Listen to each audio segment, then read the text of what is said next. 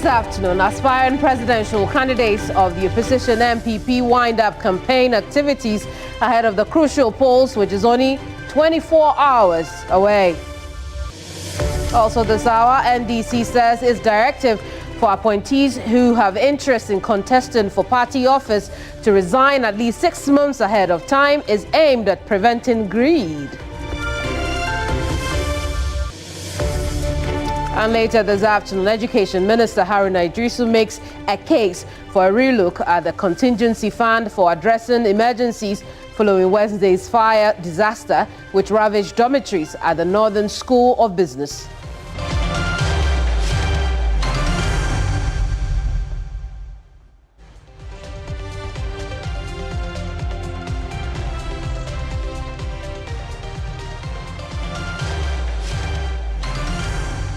It's News Central live on TV3. I'm Kemini. I'm another news stars right now.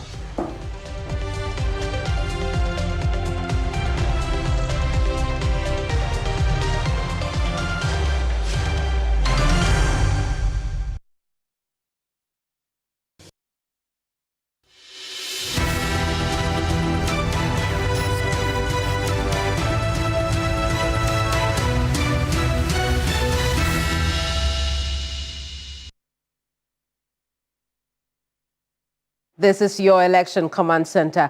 And with just a day to the NPP's presidential primary, all 5 candidates have intensified their final appeal to delegates ahead of the vote on Saturday, January 31st. Some 211,849 delegates will cast their ballot at 333 polling stations in 276 constituencies nationwide, as well as at the party headquarters, with polls opening at 7 a.m. and closing at 2 p.m. The candidates, namely Dr. Mahamudu Bawumia, Kennedy Ejapong, Dr. Brian Echampong, Kwabena Adjei Ejapong, and Dr. Yao Osei Duchum, say they are best positioned to lead the party to victory in the 2028 general elections. For Dr. Mahamudu Bawumia, his experience and support from grassroots will result in a resounding victory at the polls on Saturday.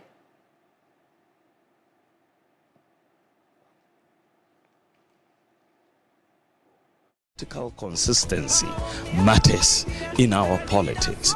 There is no, in the history of the NPP, no presidential candidate who has been brought for the first time has ever won a presidential election. You know, you look at Adu Boahim, he did not win first time. President Kufuor, he did not win first time. President Akufo-Addo, he did not win first time. And Dr. Bawumia did not win first time. But every presidential candidate who has been repeated in our presidential politics in the NPP, every presidential candidate who has been repeated has won an election for the NPP. And so Kufuor was repeated, he brought us power. Nana Akufo-Addo was repeated, he brought us power. So I'm telling the delegates to repeat Dr. Bawumia so that by the grace of God, I will bring us power in 2028. Now, all the candidates have been speaking ahead of the event tomorrow. Former Education Minister Dr. Yao Osei Duchum says he remains the only candidate capable of uniting the party as the NPP prepares to elect its presidential candidate tomorrow. The campaign devoid of insults, I will be your unifier. I'm the one who can unify the party. But when you elect me, nobody's going to say because of what he said and how he insulted my leader, the person that I loved and voted for, I'm not going to follow him. So that is something good that I will assure you that we'll have a unified party going into the 2028 election. The idea that close to about 40% of the people are not working, or some who are working are still poor, I think is something that should concern us, and we need to do everything possible to eradicate poverty from the. We also know that one-time General Secretary of the NPP, Engineer Kwabena Adjei Ejapong, is asking party delegates to vote massively for him to ensure unity ahead of the 2028 general elections.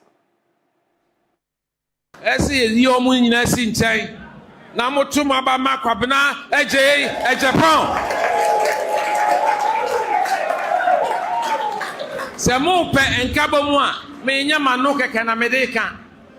Me supportu Safuadu enso so me kodi Professor Duboahin achi me tu me hu si ho ma no 92. Me supportu Akufo-Addo 98. Enso me ye adwumaden ema President Kufuor. 2023 me kan ni badu no ho. Enso manya no me tu me hu si ho eye adwuma ema Bawumia ne party no. Inti, I'm the only aspirant who has served this party from 1992. I've worked with the Duboahin. Mene Kufuor aye adwuma, mene Akufo-Addo aye adwuma, mene Bawumia so aye adwuma. Minam yi moti se maka bibi etie obi da. Moti se maka bibi etie obi da. Obi ankama ye President Kufuor ne kasa maafo. Mfiensia, thank you akofa me tapes ke ebo.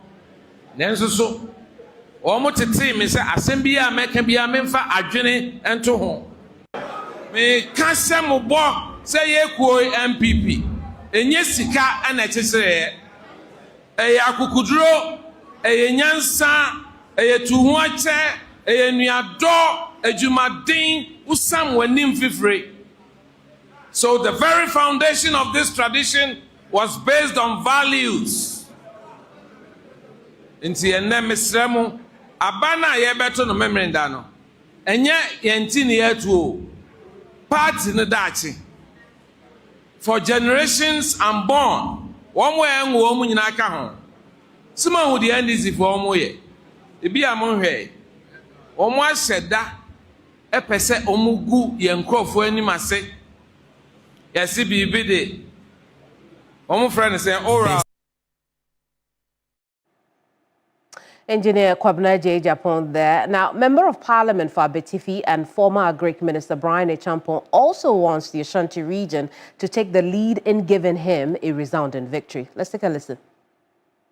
Nemo misrao se me pese 2-3 days yake we be come home na ye campaign emu odene na ye tibidi winning emphatically.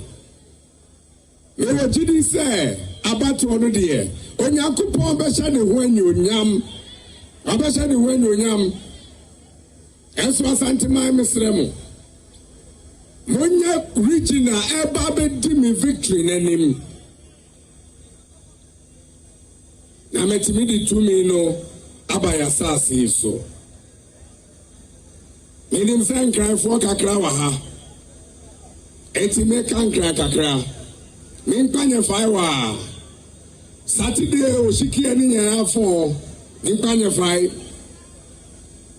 koni wake wo he afi ko mehe wo ni wa win 2028 elections e min panye fai ni nya fo shiki e ye ke ha me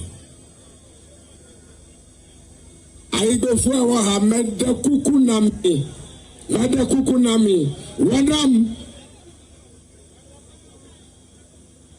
Otu abanu famame Nami medi party nenim Asantemai Ahobrasiemu Nyami suemu Oduemu Menkoto jegu form Memene da mechano menanum Ninuanum Mewafanum Mensenum.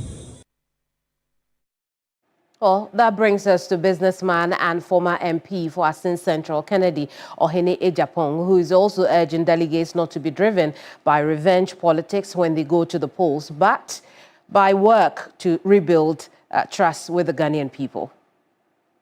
We cannot afford revenge politics. Our true task is not defeating one another. Our true task is rebuilding trust with the Ghanaian people. Dear delegates, I'm appealing to you to vote for me on Saturday. What I want to remind you is we are not just going to elect a flag bearer, but a winnable candidate who can give us a victory in 2028. And there's no other candidate than Kennedy Ejapong.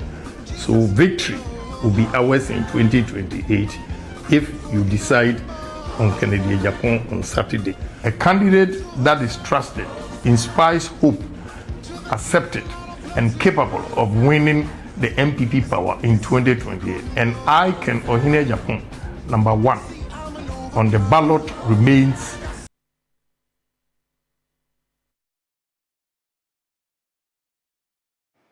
Let's sustain the discussion on the NPP presidential primary, which is slated for in the next 24 hours, so to speak. Professor Smart Sapon is the Director of Research and Innovation at the Kumasi Technical University, and he has been doing a lot of research over the past years on these subject matter. And he's here with me in the studio. Prof, thank you so much for your time. Most welcome. And the last time we spoke, Yes.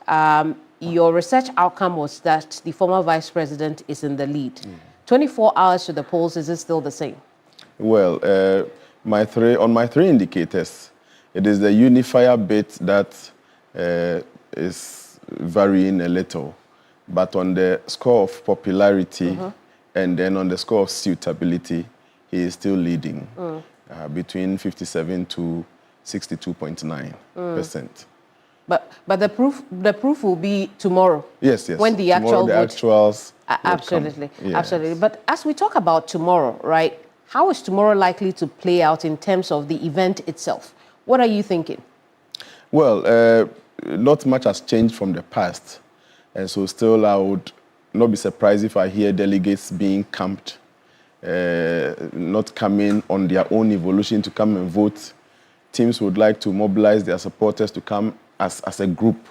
I remember the last time they held an election, as at 12 o'clock, some group of people had not come to vote. Nobody knew what they were waiting for. You remember, I was here in studio with you and your team, and we were discussing those issues. I just want to believe that things would change, but I'm not sure things would change that much. They would want to do campaign. People would like people to come and see them, and you know what that means. If they don't get their TNT, they will not vote.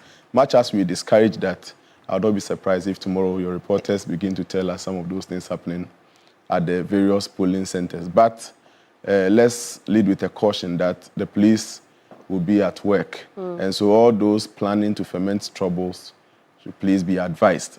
IGP says 70 policemen per polling station. And that means a lot to those coming to vote. I just hope they would comport themselves. It does mean a lot, but could it also be excessive for No. an event of 211,000 people? Yes, the police isn't coming to attack anybody. We all know Ghana Police Service. Their intention would never be to come and attack anybody. After all, this is internal election, so they want to approach it professionally, knowing that you guys belong to the same household. But if anybody tries to disturb the peace of that environment, trust that at least 70 people can deal with the numbers that will be gathering over there. I just wish it won't degenerate into the point where the police will have to be called in to come and sustain or ensure peace and order. But I mean, which is what I'm thinking now, right? For the police, based on their intelligence, their work, to say that I'll send 70 people to each of the 333 voting centers, it could also translate to the fact that the police think that this could be a very heated race tomorrow. Do you see that as well, to the extent that it could degenerate into a physical situation? yeah, so the last time they had elections in 2023, you remember there were some instances where complaints came that some persons were obstructed from voting, at least some 3 centers. We saw on TV when one of the aspirants was so dissatisfied to the extent that he was calling, threatening to deal with the president and threatening to deal with everybody and all those things. So for the avoidance of a similar occurrence, I think the police has done well by providing the men. Not necessarily to say we expect chaos, but at least from lessons of the past, they need to be there in their numbers so that if it is peaceful throughout, fine, they will retreat back to their barracks. If it becomes chaos, they wouldn't need to be calling for backups and those things. They can instantly respond so that it doesn't degenerate into something that will disturb the general peace of this country. I see. But, digging into that reference of the past or the lessons of the past, what are the likely hotspots for this presidential primary? Right. So the hotspots will be in some 5 regions, if you ask me. Ashanti and Greater Accra, of course, because they are the most populous in this election, and that everybody would want a stake from those 2 regions.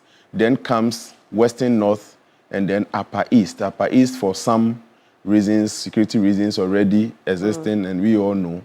And then Western North being the new struggle battlefield in this particular contest. You remember in the last contest, Central Region and Volta Region fell for Ken. All the remaining 14 regions went to Dr. Mahmoud Bawumia. There's a likelihood of the Western North becoming a battlefield, and not a clear winner as at the time I ended my survey. And so people would seek to gain some grounds over there. And then, if you like, add the Eastern region, not because it's going to be chaos, but because the votes over there is also being highly contested for. So I think the police has done a lot of background. And I'm sure even with the 70, beyond the 70, they still have, for the purpose of these hotspots we are discussing, some backup arrangements for these special regions. Those areas. But as for some 7 regions out of the 16, it is largely peaceful always. The Savannah, the Oti, the Upper West, the Western, the Bono East, the Bono, the Hafo, and then the Northeast regions largely don't come with some of these heated I mean, instances. you'd think that after the party took a very bold step in joining all the candidates to that peace process, the peace pact, and the likes that have happened over the last months, that should trickle down to the delegates so that we can prevent situations such as this. Do you see that happening? Why do you think it will not be the case? It will not be the case. It won't likely be the case because we didn't, or the aspirants didn't have the opportunity or the time to go meet their teams across the various levels. I've not heard, or I don't think that they had the time to meet all their team members from constituency to region to the national level. And so, yes, the leaders, have signed up to the Peace Pact, but they haven't translated that or get their people to buy into it. So, yes, you, the leader, have signed, but somebody will be somewhere in constituency C misbehaving in your name in the interest of protecting your votes, causing unnecessary chaos, contrary to what you, the leader, had gone to sign. So I would suggest that next time they do this Peace Pact activity early enough so that aspirants will have enough time to hold separate meetings at the various levels with their team members, get their buy-in, so that whether it is fiscal sign or otherwise, they too commit to what you, the leader, did commit to. That time was not there. So I won't be surprised if beyond the Peace Pact, some people will be somewhere in the constituencies misbehaving on behalf of their leader who wouldn't misbehave because he's committed himself to a Peace Pact. But in all those, they should be wise so that, I mean, at the end of the day, everybody goes home. You will not land yourself in the police cells or somewhere. I see. Let's come back to the candidates. These 5 men behind us. Surprisingly, they are all men. Yes. So the women don't want to be president. Women empowerment. Under the... that's a shame. Under the UN, the Sustainable Development Goals, one thing that Ghana is doing well, one of the indicators that Ghana is doing well, largely driven by our vice president, the ladies who had chaired the judiciary and all those things. We were doing well with gender empowerment and gender equality. And it's one of the high marks we have gotten under the... But politically speaking... I just wish that the NDC would get some females too. If not, from the names we are hearing, it appears at that site is going to be all men. I see. Let's look at the quality of the candidate, the quality of their campaign, and the metrics that lead you to, some of the conclusions that you've drawn in your work, right? We'll start off with Kennedy Ohene Japan, the former Assin Central MP, firebrand of the party. Many people are concerned about some of his utterances and behavior in the past. But what does your research say? Right. So he has superior experience in terms of legislature among over all of them, all the other 4. Yes. He has the benefit of 24 years in parliament and understands legislative democracy, if you like, better than all of them. Yes, you can say Dr. Brian is also an MP, but you check the number of years of experience. Dr. Mahmoud Bawumia once a while visits parliament in those days when budgets were going to be read and those things, but it doesn't make him a stalwart in terms of parliamentary experience. So he has that as something to his advantage. What you mentioned in respect of his temperament is what majority of the people have against him. And I think he may need to work on that. And during the campaign, we must add that we did see a change in that temperament. Yes. Occasionally, of course, the devil comes home to play, right? And like we saw at the signing of the peace pact. But we have seen that. I mean, based on your experience, the work you do, was that a real change, or it is just change to get the vote? Oh, usually time brings out the answer. As to whether it was a real change or otherwise, time will tell. You have to give time some time to be able to know. But I mean, for now, we expect that for the position he seeks to occupy sake, he knows that temperament has no correlation with that seat he wished to sit on. It's coming to manage humans, and you put your personal self aside. You must have that broad chest, that emotional maturity to contain, accommodate all, and not your don't get yourself into things like that. And so if he's able to decouple himself from the position, I think it will help. But how did he run his campaign with all that we know of him as a firebrand of the party? How did it translate into the campaign that he ran leading up to today? Right, he did well. He stuck with the issues, even though once in a while the offside issues come in. For me, I got disappointed anytime those things come in, whether from himself or from his team members. Because, I mean, check some of his issues. Very relevant to our national development. He says, for example, that the concentration of all the ministries in Accra is something that doesn't sit well with him, and that if he becomes the leader and eventually becomes president, he will settle some of the ministries outside Accra. Fantastic. So that opportunities and jobs can be distributed across the country. For Christ's sake, what is our Greek ministry doing in Accra when fisheries is already sitting in Accra? Our Greek, get somewhere out of Accra and go and sit. So, fantastic idea. He talks about job creation and demonstrates with the little he has done as an individual and forms that as a basis to say, when you give me the opportunity, these things would have driven more votes than the intermittent wayside things that comes in. But all in all, he sold his message. I'm sure I mean, in one word, how would you describe that message he sold? Oh, he sold a very good message. Only that at sometimes you see his followers, or either himself or his followers, neutralizing the discussion on the issue. You'll be surprised that that's what some people like about him as well. And they'll say that he's real. He's the real one amongst them. Because so for example, he's front and center when it comes to issues, right? You see, when it comes to political party issues, you must know that the issue that exists in NDC, some exist in MPP, some exist in CPP. So and the work of you, a party person, is to protect the issue so that if anything at all, it stays within. The work of the other political party members is to come and look for those issues and use it against you. If the definition of truth is to the extent that you would use your home issues or secrets as a weapon against your own home to demonstrate that you are truthful, then morality will come in, and sometimes when you get the opportunity, somebody may not trust you too much with an internal secret. So, but that is fine. Let's quickly go through the other candidates. Dr. Brian Acheampong. The only man with practical agric experience among all of them. None of them has the capacity when it comes to agric.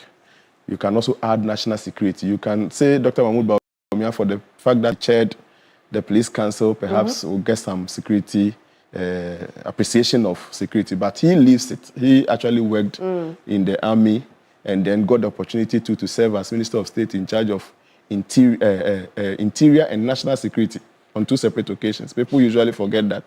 What we usually remember him with is the agric ministry, but he was first Minister of State in charge of national security before even coming to interior and then the agric. So the security bit and the agric bit puts him ahead of all the 5 aspirants. In fact, none of them do have. Right, and then to the most popular candidate as far as the polls are concerned, Dr. Mahamudu Bawumia. Yes, Dr. Mahmoud Bawumia, the most experienced among all of them in the contest at stake. Absolutely. He's had opportunity. Oh, well, there's also Kwabena Acheampong. This is not his first rodeo when it comes to the presidential the race. primary. Yes, he was in 2007, was there in 2023 and so, but Dr. Mahmoud Bawumia was the running mate for 4 years, for 8 years, became vice president for another 8 years. So for the past 16 years, he has had the practical opportunity to visit every constituency, not less than 5 times. Step foot in that constituency, engage the people, not less than 5 times. So quite an advantage for him. Extreme advantage. Apart from the fact that for the work they are going to vie for, seek the appointment for, he has actually lived it. But what really is his message? Yeah, his message has also been on job creation, using the ideas and not necessarily his personal private firms as against Kennedy's message. So he says that when he puts one idea out and it's able to create a policy direction that employs more Ghanaians, it puts him perhaps ahead of all the people. He has also talked about the constituency-based budget. He says that the budget goes to a central budget, and at the end of the year, some constituencies cannot pinpoint what they got out of the budget that was read. So he would emanate the budget from the grassroots and has also promised their party people 10 appointments per constituency. That created quite a furore. Yes. Because people were not happy about it. Yes. Let's talk about Dr. Yaw Adutwum and Engineer Kwabena Agyapong. Yes.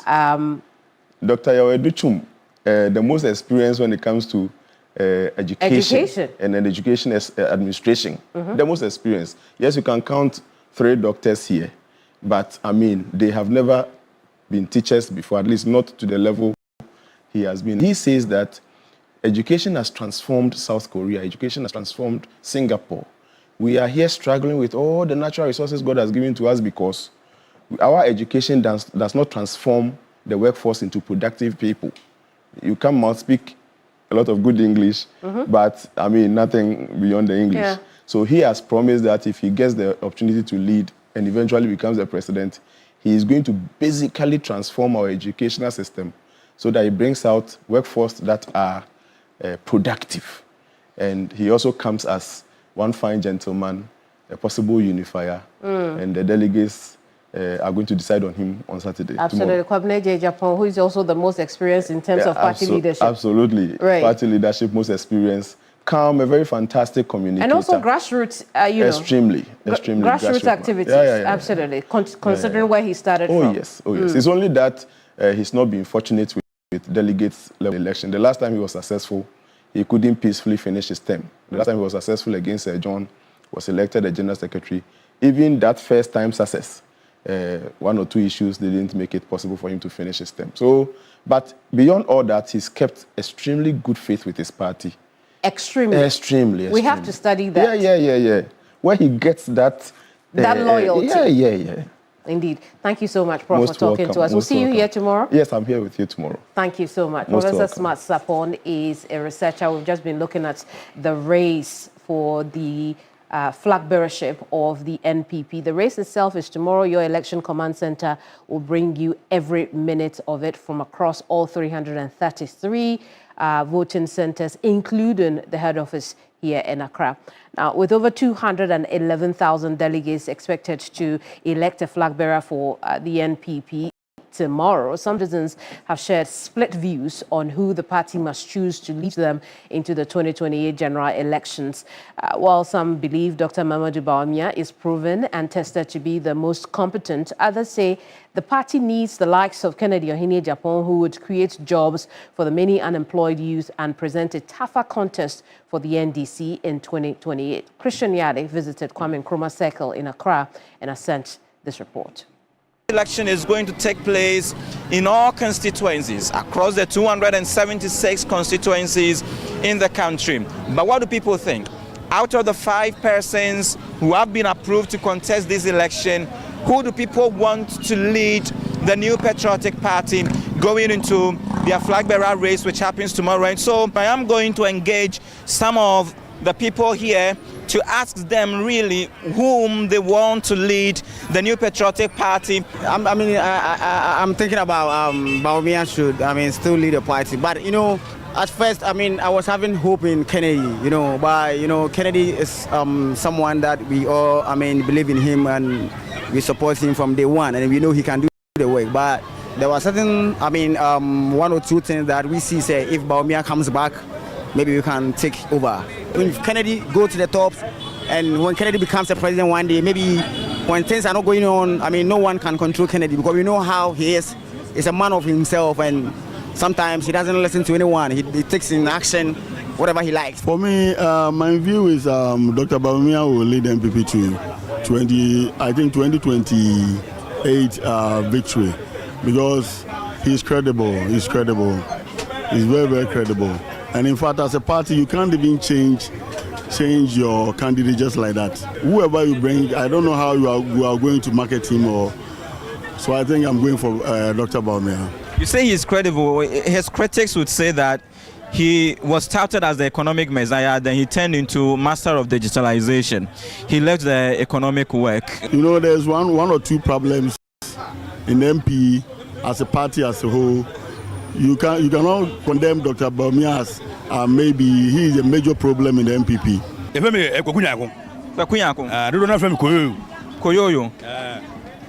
Mene wonamfo fo mienu edi nkomo dada won e kire say Dr. Bawumia na wo say o lead NPP echo victory in the 2028 woni omo ya adwen oh me no me adwen because say ni patu no mo kasa ye no Bawumia ba mu no omo nya tefa omo nya bidie nti na mo say Bawumia mera no yen pe Bawumia ne yen sam pe ne biem wo be die ko nya me awi sen die maintain one wo ya me pini me ya fu MPP ba so mo fa kede ba ma mi boni ba 3000 de machi e be so tie MPP se su bi o se den so mo fa kede ba ma mi boni ba 3000 o machi e be to tie MPP we are one opposition ye den me your press manager o cycle number 2 market ona mo we go the force enti o mo fa Kennedy ama wo nipa ba empem ensa e be to tie no oh wow yeah e be to tie MPP adentina en fa Kennedy mra e say global ewiase ewe Ghana ya try judge anyeye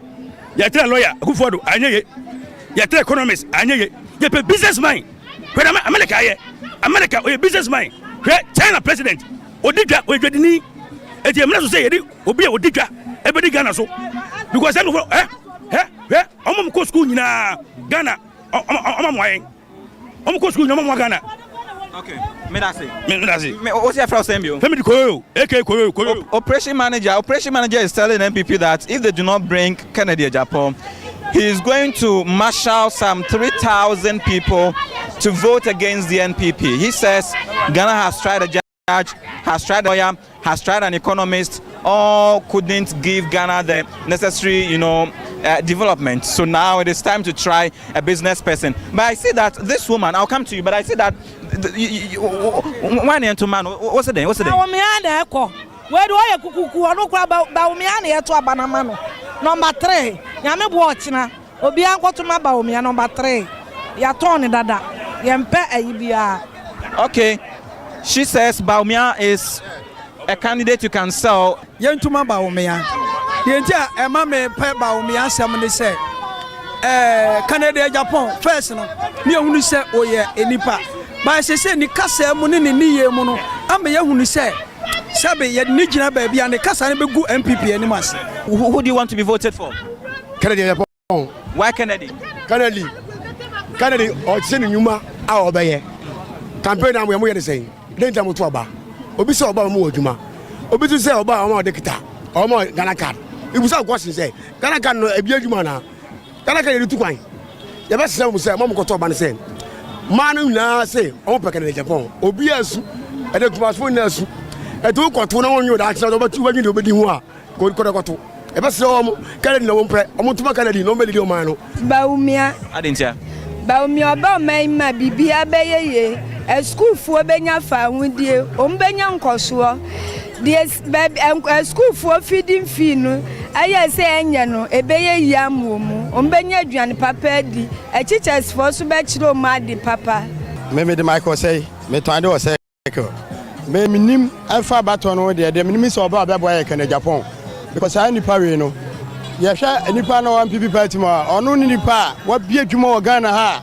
Wo more workers. Ya say baby am tie kura no eda am team o say on be see da no jama ye say wom na wo ho no see we dey hu say Kennedy na see won na see ye ba de kwa ya say ye ni ani ba bi tin ye kwoteretenam ni won sin wi oba na obehu say team no say nya hwe wa jama ye yentinam ni nsiesie enti wanyi musika dabi wontu ya rent rent kwa yentu ya what say fa taifa Dani your friend is saying oh abansoro no wasie taifa himfa Burkina taifa Burkina enti Kennedy abesi dan ya wontu ya rent yentu ya etimu free so amanfo tua 3000 ne ade abosum bia wontu ya bi me kase tua time kwana me da nyame tua time ya tram so wase yenye ni yentinam. So that's the verdict of those that we have engaged so far. It is a split view, a split opinion. Some believe that Dr. Bawumia is proven over the years from being a vice president and from his track record, he is able to turn things around for the New Patriotic Party should he lead the party into the 2028 elections. Whereas others believe that Kennedy Agyapong is a businessman. Okay? Take everything aside, even without being a president, he's established businesses.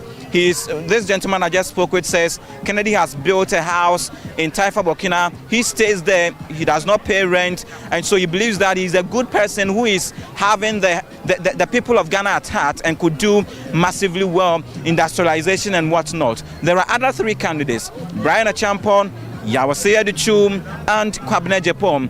All boils down to how voters are going to decide. Over 211,000 voters across 333 polling stations, across all the 276 constituencies, where your election command center, TV33 FM, we are going to bring you all the juicy updates right when it starts from 7 a.m. to when polls would close around 2 p.m. Stay with us. We'll see tomorrow and by Sunday who gets elected to lead the NPP. I am Christian Yale with my cameraman John Nipens. We've come to you from Seko. Back to you in studio. Let's cross over now to the Bono East region, where preparations are underway for the crucial presidential primary. Belinda Tete is there for us. Belinda, talk to us. What's happening there?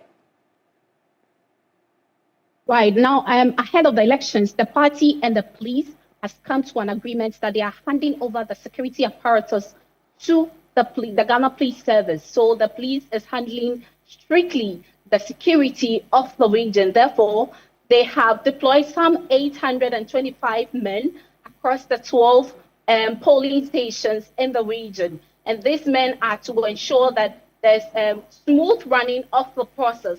75 men will be at each polling station. Also, there will be a team on standby for rapid response tomorrow. They are also being provided with body cams, which is being monitored at the national level, and also scanners to make sure that no unwanted items are brought to the polling stations tomorrow. Let's listen to the 2IC, Stephen Buidu. We deployed 825 personnel across board. We have 75 for every polling station. Outside is also made provision for rapid response to take care of any issue that may crop up in the course of the voting. The security for this election is solely and exclusively made for the Ghana Police Service. So we are not expecting any third force in terms of this election. We also have what we call body cams. They will stream live. We want to have scanners at the entrances to scan for all the unwanted materials that may filter. From all indications, we're going to have a peaceful primaries. Those who want to foment trouble and later go and cry victim, we're ready for them. Belinda, how prepared is the Electoral Commission for the over 8,000 delegates who would take part in the exercise tomorrow? Right. The EC has also declared their preparedness, be it materials or personnel to run the process tomorrow.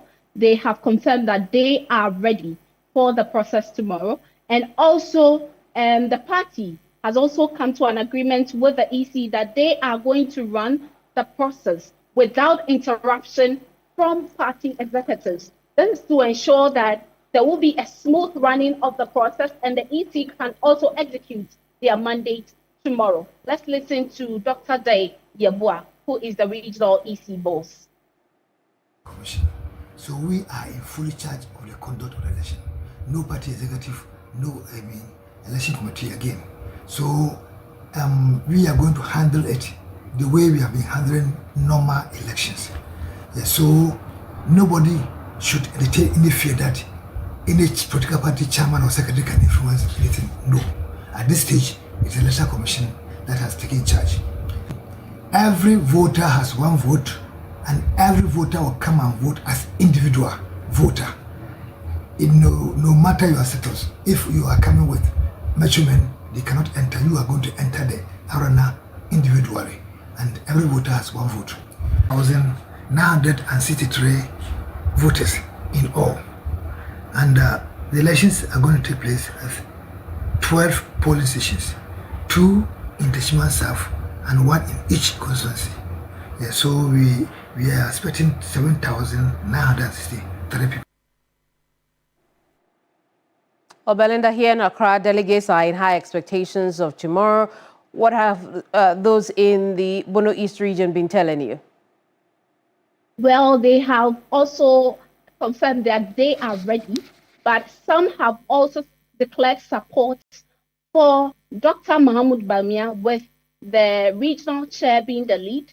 He has declared his support for Dr. Mahmoud Bawumia to be, according to him, his argument is that Dr. Bawumia is a well-composed candidate to take the party into victory come 2028. He's also urging other delegates in the region to also support Dr. Bawumia to win the race tomorrow. Let's listen to Ibrahim Baba Bukari, who is the regional chair for the MPP. Head candidate among all, the most disciplined candidate among all as it stands now is Dr. Alhaji Mahmoud Bawumia. He is the candidate, I think, in my opinion, that should we vote for him, he will be able to wrestle power from the NDC come 2028. Well, Belinda Tete, thank you so much for the reporting. She's our Bono East region correspondent. We'll turn attention to the ruling NDC now, because the National Democratic Congress has directed all government appointees who have interest in contesting for a party office to resign at least 6 months to any of the party's internal elections. Now, the governing party says this move is targeted at ending greed and giving equal chances to deserving members of the party. Chairpersons and members of boards are excluded from this directive. The National Democratic Congress has explained that it has millions of qualified members and supporters who can serve the party in different portfolios. As such, it cannot allow government appointees to hold party office simultaneously. Any person seeking to contest with party positions who currently holds an office to which he or she was appointed by the president or government must resign from that office at least 6 clear months before filing nomination forms. The affected officers include ministers and deputy ministers. B. Chief executive officers, managing directors, their deputies, or analogous officers. C. Metropolitan, municipal, and district chief executives. Now, for the avoidance of doubt, and for absolute clarity, the category I just mentioned, the 3 categories I mentioned, those intending to contest at the constituency level shall resign by April 2026. Those intending to contest at the regional level shall resign by May 2026. And those intending to contest at the national level shall resign by June 2026.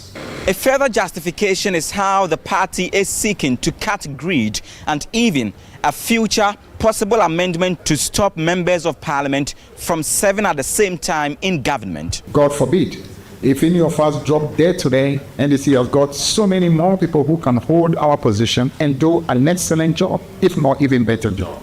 So we must have the same principle at all. I think it's simply an issue of reducing the level of greed. You understand? You're going one man with chop. What's your problem? What's your problem? So if you want to work for the party, you leave your position in government. Just come and contest and win. Then we know you are fully dedicated But this situation where you are trying to be one leg here, one leg you don't why. So it's the same kind of principle. The party, as part of its internal reorganization, has provided roadmaps for its election from branch level to national, with even a stronger caution to all branch executives who would supervise the registration of new members for the party. Branch registers will be made available at every branch to enable members to verify their details. This applies to 1, existing members, 2, members of both existing branches and newly created branches formed during the 2024 elections. Branch executives are hereby directed to open their registers fully and transparently to members.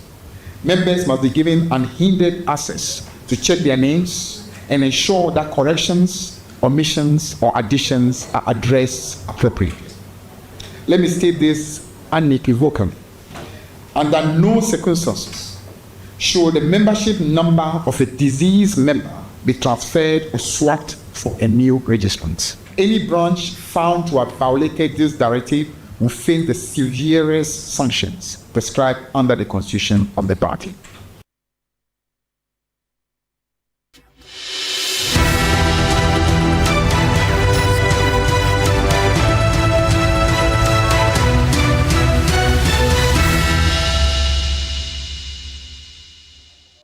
This is your Election Command Center here on News Central. We'll take a quick break. We'll be right back. Don't go away.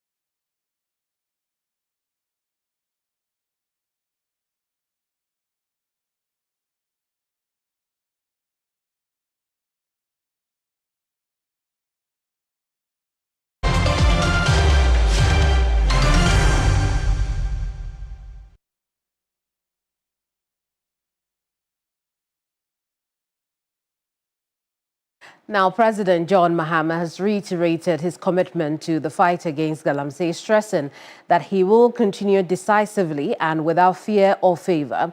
Speaking at a Ghana Military Academy graduation ceremony, he says while there are positive results, he will not be complacent and relent in the strides made against illegal mining. He has meanwhile expressed concerns about threats of violence, extremism and terrorism, particularly on Ghana's northern borders, stressing that national security must not be seen as the sole responsibility of the state security agencies. Military bases have been established and offenders have been arrested and are being prosecuted. Rivers such as the Pra, Ankobra and Ofin are gradually recovering. Let me be clear, illegal mining will continue to be confronted decisively and without fear or favor. But this fight requires national unity. It is a moral, civic and generational duty. And I call on all Ghanaians to stand together to restore and protect our land. Distinguished guests, the security environment in our sub-region remains complicated and volatile. Violent extremism, terrorism, and transnational crime continue to pose serious threats, particularly along our northern border. Globally, the rise of non-state actors and asymmetric warfare has reshaped the nature of security challenges. These realities demand a comprehensive and coordinated national response. Security cannot be seen as the sole responsibility of the armed forces and security agencies. It is a shared national duty. Citizens, communities, traditional authorities, civil society, and government must work together to protect the peace and stability we all so cherish. I therefore urge all Ghanaians to remain vigilant and security conscious in safeguarding our nation's peace. Now, Education Minister Haruna Iddrisu is this afternoon making a case for a relook at the contingency fund for the Ministry of Education and the Ghana Education Service to address emergencies. The minister believes that proper planning and budgeting is crucial to respond to emergencies. The minister has also promised the construction of a girls' dormitory for Nobisco and Labone Senior High School to be funded by Gallup and Get Fund. On Wednesday, January 28th, a fire outbreak ravaged the girls' dormitory of the Northern School of Business in Tamale, displacing some 900 female students. School uniforms, mattresses, and other belongings of over 900 female students of the school were destroyed following the fire incident.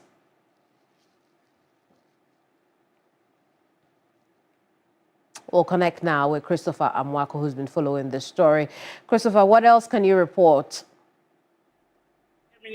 According to the education minister, when he visited the Northern School of Business, he's been giving assurances that government will take immediate steps to ensuring that the affected students do not lose contact hours. And so some temporary structures on campus, including converting the dining hall into a boarding facility for boys, such that the girls can also go and occupy the boys' dormitory, is in consideration, so that the students who've been asked to go home will return in earnest to come and continue with their academic activities. He's also been assuring them of the construction of a brand new girls' dormitory because the one that was caught by fire, a same dormitory that was ripped off by a rainstorm some months ago. And so it calls for the construction of a new dormitory facility for the girls. Let's take a listen to what the education minister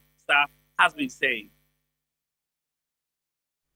And with the teaching staff, significantly can affect learning outcomes. And for that matter, even as you are asking that you want the second years to get home, so that you focus on those who write another SSS, so that I'm not blamed or Director Jai is not blamed for poor performance of senior high school student. We would give it the needed urgent attention but the desire will be that maybe we relocate the girls' dormitory, and then we have a lot of land around here. You know, I come to play football sometimes here, so I see you have a lot of space. We should get a completely new girls' dormitory for Nobisco. As I said, we're already in the process of procurement. It's before the Minister for Finance just to give approval for Gallop financing for a girls' dormitory here, and then another one to respond to the Laboni tragedy. I remind the Minister this morning. So we're here to empathize with you. I know that immediately you would need some relief support. Myself and Derek. Education Minister Haruna Iddrisu. Earlier, our correspondent Christopher Amwako. News Central returns shortly.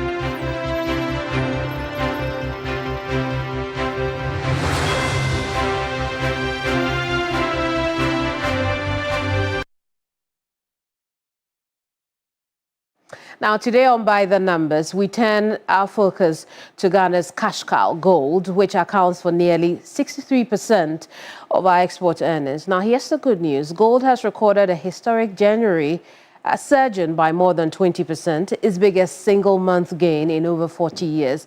This rally came even as prices recently pulled back from record highs above $5,200 per ounce. But there's a flip side. The surge is not good. If you were a central bank governor who sold 18 tons of gold earlier at around $4,200 per ounce, that decision has potentially cost the country close to $1 billion in value loss. There is more in this report. Between early 2024 and September 2025, Ghana deliberately built up its gold reserves from about 20.6 tons to 37.1 tons, increasing the value of its gold holdings from roughly $1.3 billion to $3.43 billion. This reflected a strategic shift towards holding gold as a buffer against currency volatility, external stocks, and global uncertainty. However, by December 2025, the Bank of Ghana reduced its gold holdings sharply to 18.6 tons, effectively selling about 18.5 tons to shore up foreign exchange liquidity. At the time of sale, gold prices averaged around $4,200 per ounce, but prices later surged to record highs of about $5,590 per ounce, implying an opportunity cost of approximately $830 million. In simple terms, Ghana traded future gains for immediate stability. Governor Johnson Esiama has explained that decision was based on careful calibration and regional analysis, reflecting concerns about short-term balance of payment pressures, import cover, debt servicing, and currency stability. And what we did was to look at our peers, our peer countries. We observed that most of them were holding between 20 and 25% of their portfolios, as gold. At the time, we were holding a little over 40%. And so decision was made to diversify, and that is what you see. But the FX that was earned as a result is there. It is earning, dividends. And so no worries at all. Well, that'll be all today. Thank you so much for your company. I will see you later tonight on Ghana Tonight. My name is Kemeni Amano. Bye-bye.